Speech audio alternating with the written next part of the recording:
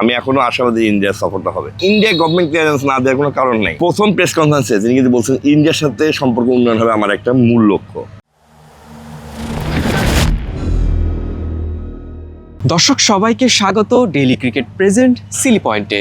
চট্টগ্রাম থেকে আমি সাথে আছি মেজবা মিলন, আমার সাথে আছেন আতিফ আজম। আজ একটি বিশেষ আলোচনা নিয়ে আপনাদের সামনে হাজির হয়েছি। বিশেষ আলোচনা এই কারণেই বলছি, ইন্ডিয়া দল নিয়ে আমরা কথা বলবো। ইন্ডিয়া দল বাংলাদেশ সফরে আসবে কিনা। আতিফ ভাই, এই বছরেই ইন্ডিয়া দলের বাংলাদেশ সফরে আসার কথা রয়েছে, আগস্ট সেপ্টেম্বরে সেই খেলাটি হওয়ার কথা রয়েছে।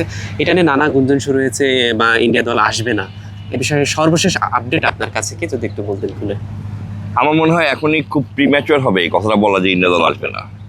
আমি বোর্ডের শীর্ষস্থানীয় অনেক কর্মকর্তার সাথে কথা বলছি, যারা ডিরেক্টর, বিসিসিআই নাকি বিসিবি, অনেক শীর্ষস্থানীয় ডিরেক্টরদের সাথে কথা বলেছে, যারা আমাকে জানিয়েছে যে আরো 1 মাস লাগবে এই ব্যাপারে একটা মানে স্পষ্ট ধারণা পেতে।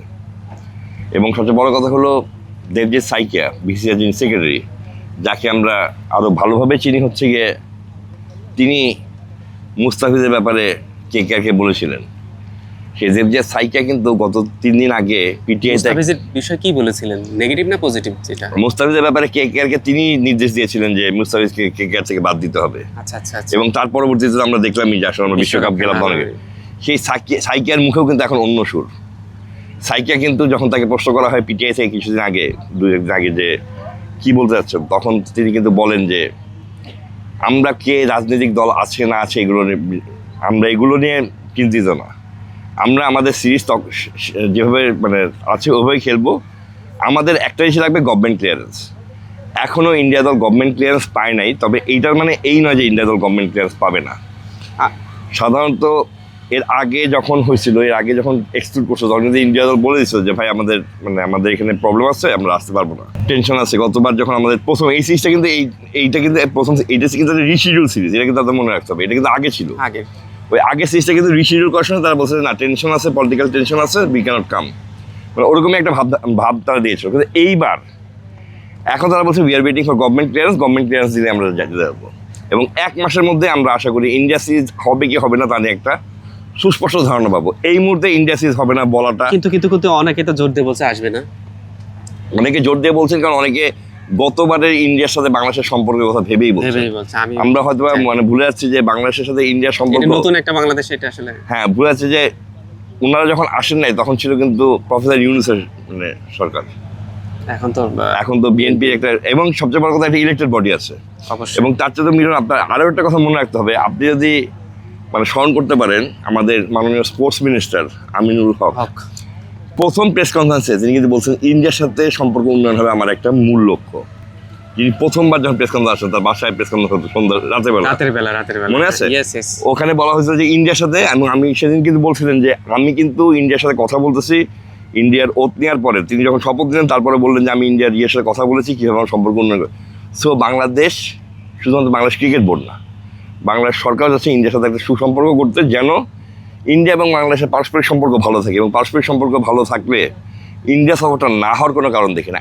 একটা জিনিস আমরা বলতে পারি, সেটা হচ্ছে গিয়ে যে এশিয়ান গেমসে ইন্ডিয়া খুব ভালো একটা দল পাঠাচ্ছে জাপানে, যেটা হবে সেইটাকে যদি মাথায় রেখে, যদি সেটা তো অগাস্ট সেপ্টেম্বর দিকে হওয়ার কথা, সেইটাকে মাথায় রেখে যদি তাদের প্রিপারেশনে কোনো কিছু থাকে, তাহলে হয়তো বা এই ডেটটা চেঞ্জ হতে পারে।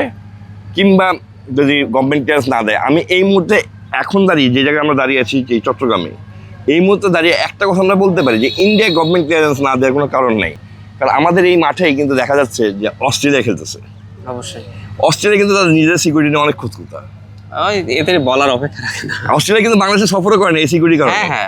এটা নিঃসন্দেহে। সো এই অস্ট্রেলিয়াকে যদি আমরা খুব ভালোভাবে হোস্ট করতে পারি, তাহলে ইন্ডিয়াকে কেন নয়?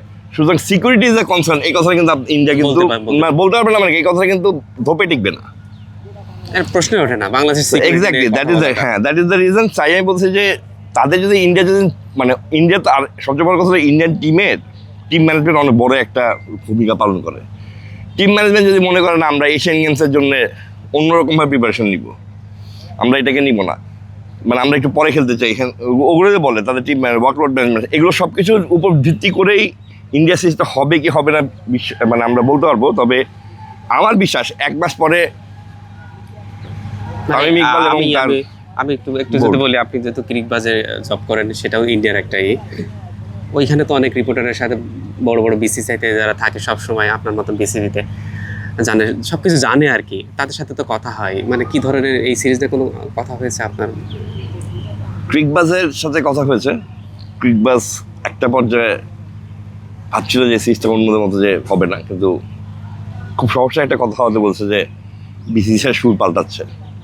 আসার জন্য হ্যাঁ, সুর পাল্টাচ্ছে, বাংলাদেশের ব্যাপারে সুর পাল্টাচ্ছে। তাই কিন্তু ক্রিকবাজে কিন্তু এটা ভালো বলা যায়।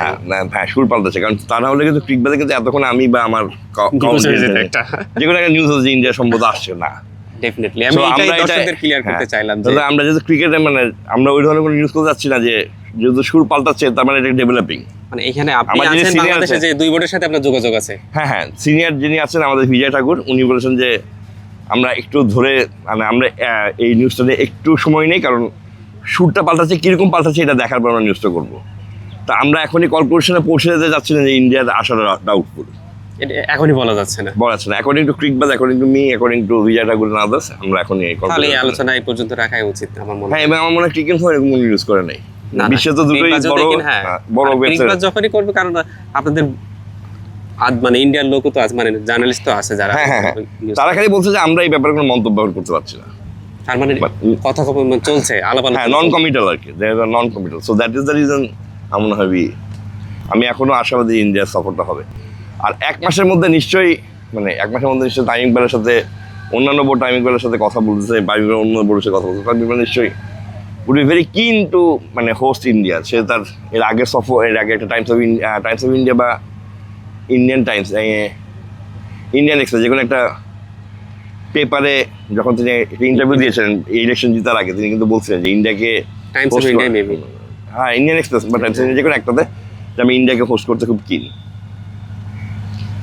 দর্শক, আতিফ আজমের কাছে আপনারা শুনছিলেন এতক্ষণ ইন্ডিয়া সিরিজে আসলে হবে কিনা, দেশের মাটিতে ইন্ডিয়া আসবে কিনা, বিস্তারিত আপনাদেরকে খুলে জানালেন কি অবস্থায় আছে ইন্ডিয়া সিরিজ, কিভাবে আলোচনা হচ্ছে, কিভাবে আমাদের আলোচনা চলছে।